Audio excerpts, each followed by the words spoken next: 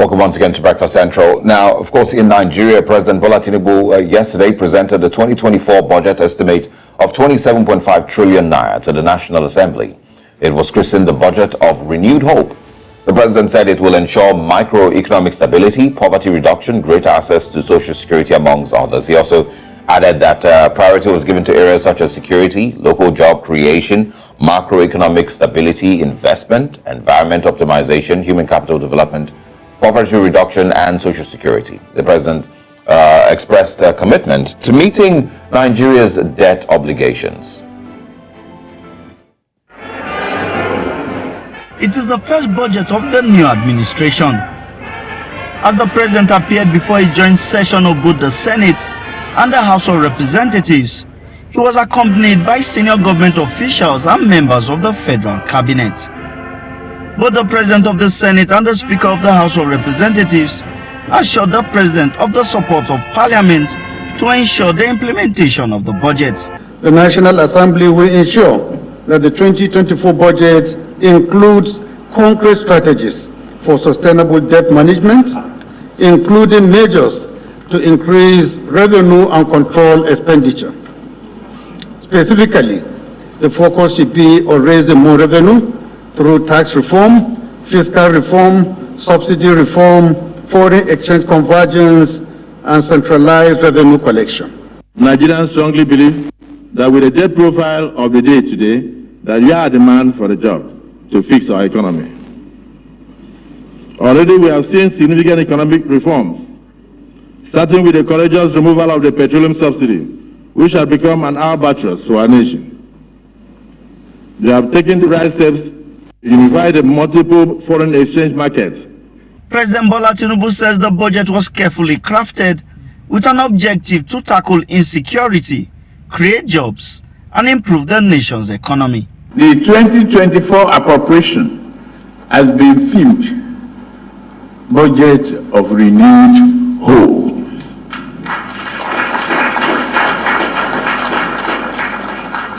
The proposed budget seeks to achieve job-rich economic growth, macroeconomic stability, a better investment environment, enhanced human capital development, as well as poverty reduction and greater access to social security.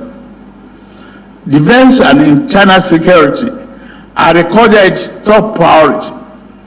The budget is based on an oil price benchmark of about $77.96 per barrel, with a production capacity of about 1.78 million barrels per day. It also considers a naira to dollar exchange rate of about 750 naira to a dollar. President Tinubu revealed more details on debt servicing and other expenditures. An aggregate expenditure of 27.5 trillion naira is proposed for the federal government in 2024, of which the non-debt recurrent expenditure is 9.92 trillion naira, while debt service is projected downward to be 8.25 trillion naira, and capital expenditure is 8.7 trillion naira.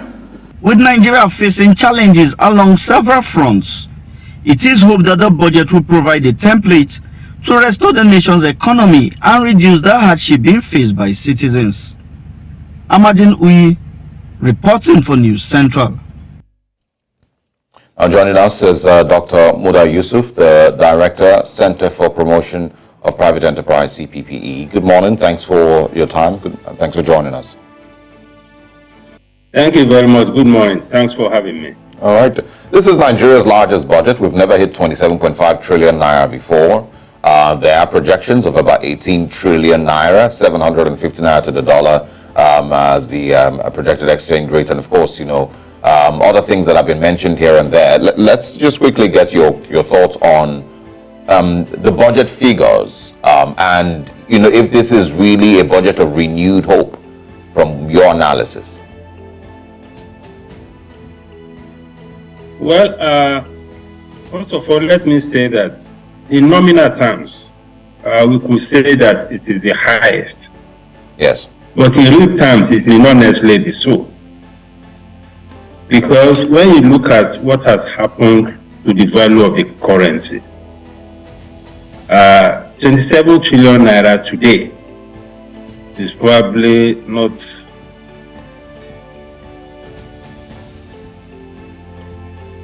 Okay, Dr. Muda, Yusuf. Okay, we seem to have a little network glitch right there. Hopefully he joins us pretty soon to continue this conversation. All right, you can go ahead. Go ahead, sir. You can go ahead. In terms of we need to look at, that is very critical. But what is important, especially for those of us in the private sector, is more about what the totality of the environment will be. This budget that has been laid by the president is essentially about appropriation, how to allocate resources. And when you compare the size of our budget with what happens in many other clients, you will see that, for the size of our economy, a budget of 27 trillion is quite small. Because we have a GDP, that's the value of the totality of our economy, of over 200 trillion naira. So for government expense to make an impact, it needs to be a lot more than what we have. And don't forget, even out of the 27 trillion, about 8 trillion of it is going to debt service. And debt service normally in the budget process is a first line charge. Before you do any other thing, you have to sort out the issue of debt service. So it's not as big as it looks. But generally, if you look at the assumptions, for instance, the assumptions are okay. Generally, they are conservative. Forex, assumption of 750 already. Even the forex rate now is even above that in the official window. In the parallel market window, it's much more than that. Then if you look at the oil price, $77.96 per barrel. Well, that's a bit close to what is currently on the table. But as at yesterday, the oil price was even slightly less than that. Perhaps this assumption has been based on projections, down the line, given what is happening in the geopolitical space. Then we also need to look forward to the Finance Act. After the budget, there's always a Finance Act. The Finance Act will come with a lot of policy dimensions in terms of tax, in terms of tariffs, and all of that. So within that context, you'll be able to analyze more holistically, what the impact of the budget will be. And I must also say that when we talk about the impact of budget or the impact of government on the citizens, it's not only about the federal government. The federal government's, portion of the federation account, I think just about 55% or so. The states have another huge chunk of the allocation. The local governments also have allocation. So as we engage the federal government, as we demand accountability at the federal level, we should.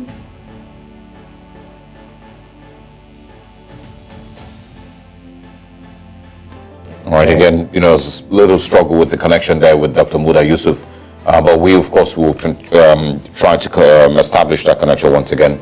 And have him break down his thoughts on Nigeria's budget. Of course, the 27.5 trillion naira budget. And yes, I agree with him. Yes, nominally might be the highest that we've seen. But if you look at exchange rates over time, it may not necessarily be the biggest budget. And my question really is how we're going to fund this budget. And look at the fact that he's made a point that Nigeria, a country that has about 200 trillion in the aspects of GDP, and then having a budget of 27.5 trillion in comparison looks a bit smaller.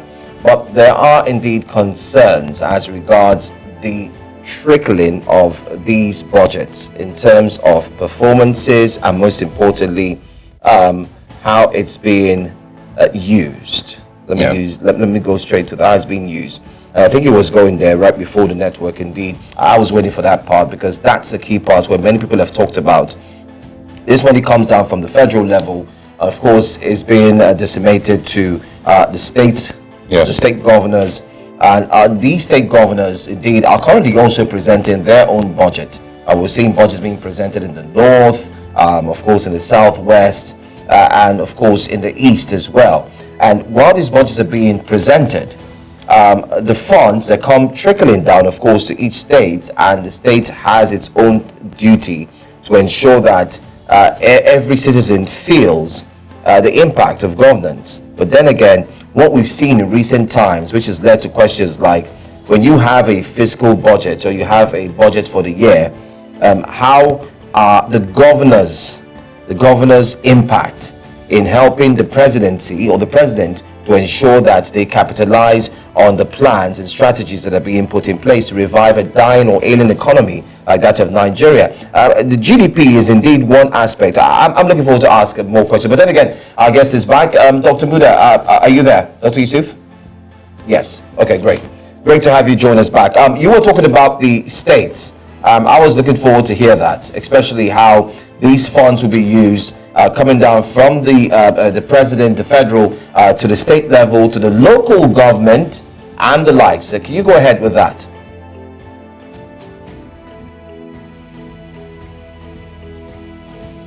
Dr. Yusuf, can you hear us? Yes, I will. Okay, go ahead, please. I was saying that, we are in a federation. And to that extent, I'm saying that we are in a federation. And to that extent, all the levels of government have a contribution to make. We have the federal, we have the state, and we have the local governments. And we have what we call the National Economic Council, which is chaired by the Vice President, and with membership of all the states, where they coordinate policies, they coordinate, whatever expenditure they have, so that we don't have duplication. Because the whole idea of having the National Economic Council is to be able to coordinate the activities of both the federal and the state governments. And I was saying that, yes, it is good to focus on federal government expenditure. But what I'm saying is that the focus on the federal government is slightly disproportionate. We should also engage the state governments. We don't have enough engagement at the subnational level. And these are levels of government that are even closer to the people. So when we analyze budget, we should analyze the federal just as we are doing, scrutinize it, engage those who are driving the process. We should also do the same at the state level and at the local government level. Then the president also talked about the issue of public-private partnership, because government don't have all the resources. You can see that one recurring thing in all the messages during the presentation was about the limitations of revenue. And if you have such limitations, we have to explore the window of private sector support, private sector capital for projects that are bankable. And what that means is that projects that the private sector can find profitable and they be ready to put their money in. So at all levels of government, we should also explore that opportunity. The president made that point within the framework of public-private partnership. That is another interesting outcome from what the president said. And the House of Reps talked about public hearing, for the budget. That again will make the process a lot more inclusive. We have not been having any public hearing or public engagement on the budget. This is the first time that is going to happen. That's a very good innovation, and I think that will also add some value to the budgetary process. Okay, I also want to ask, your thoughts on, how Nigeria plans to fund this budget, because these projections, we can make these projections as easy as possible. 750 naira to the dollar, with $77 per barrel, and all of that. But does it worry you that Nigeria would have to, of course, take more loans in order to fund this budget? And because, we may not be able to hit the 18 trillion naira revenue, that is stated there. Yeah, the revenue is definitely a challenge, and it has consistently been so. But the good thing about what is happening, especially with the current reforms, is that it is improving on the revenue outlook. I listened to the DG budget when he was talking about what the revenue performance has been at the third quarter of this year. And he reported that we're already even surpassing the revenue performance, unlike what we used to have several, many years back. So the revenue outlook is improving on the back of, first, the fuel subsidy removal, which unfortunately has brought a lot of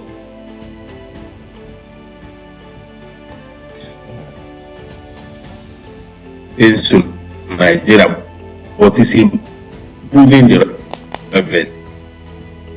All right. Secondly, on the back of the foreign exchange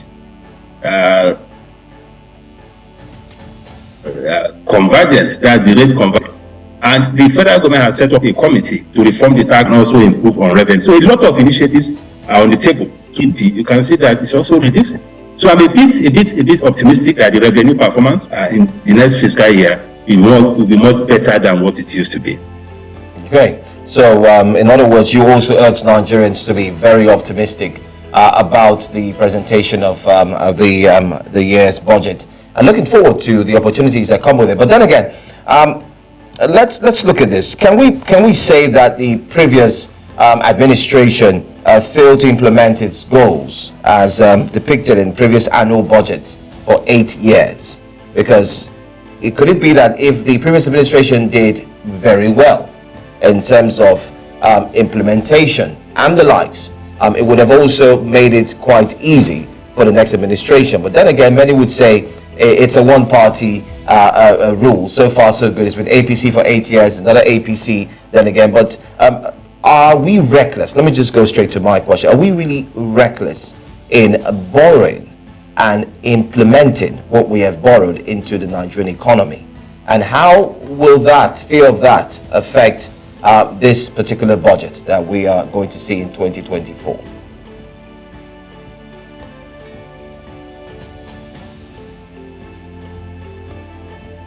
Dr. Yusuf, are you there? Okay. Seems to struggle with the network. So my point simply is this. Right before the current president, President Tinubu, has gone to the House to indeed carry out his first. This is his first renewed hope budgets to indeed change the tides of the economy. Don't forget that in the past 8 years, there has been budgets as well that have been presented and have been used. But what has been the impact, and what will make this one a bit more different? Yeah, the exchange rate was far better then. Yeah, very true. And the thing is, aside the borrowing for the budget, there's also other external borrowing that has been taking place. That has pushed our Nigeria, foreign debt figures to staggering amounts. But just to quickly share with our viewers, the budget proposal projections 750 naira to the dollar. We can also find, of course, the benchmark crude oil reference price 77.96 per barrel. Oil production target. This is a target. We're not there yet. I think the last time I checked, we were still around 1.4, or maybe we've hit 1.6. I don't know. 1.78 million barrels per day is what our projections are. Inflation rate assumption 21%, and that is assuming that the inflation actually drops, because currently at 27.3%. So all these are just projections. They're seemingly realistic, but it would take a lot of work, and it's not going to come back from wishful thinking. Can we hit 2 million barrels per day to improve on our oil sales? Nobody knows. Dr. Yusuf, welcome back. We apologize for the connection challenges, but great to have you back. I was just asking, that. Yes. Go ahead. Just go ahead. The issue is that because of the failure to undertake some very important reforms over the last 8 years, that failure has created a lot more problems, most of which we are dealing with currently. Now, look at, for instance, as at 2015, our debt profile was 12.1 trillion naira. By the time we were closing on the last administration after 8 years, the debt has risen to 87 trillion. You can imagine the quantum leap in debt, and this debt has to be serviced. Now we are taking 8 trillion from the current budget now to service debt. So the point I'm making is that, yes, the last administration did it, but there's a lot of legacy issues that we are dealing with presently. So some of the reforms that are taking place are to correct some of the distortions of the past, some of which will impact on revenue. Yes, given what we are dealing with, some of the assumptions may be difficult to achieve. But as you know, budget is also an estimate, and you have to be as aspirational as possible to ensure that you achieve a lot more, from the whole process. So that is why I'm feeling that yes, there may be challenges, but given all the steps that have been taken, the situation may slightly to get better.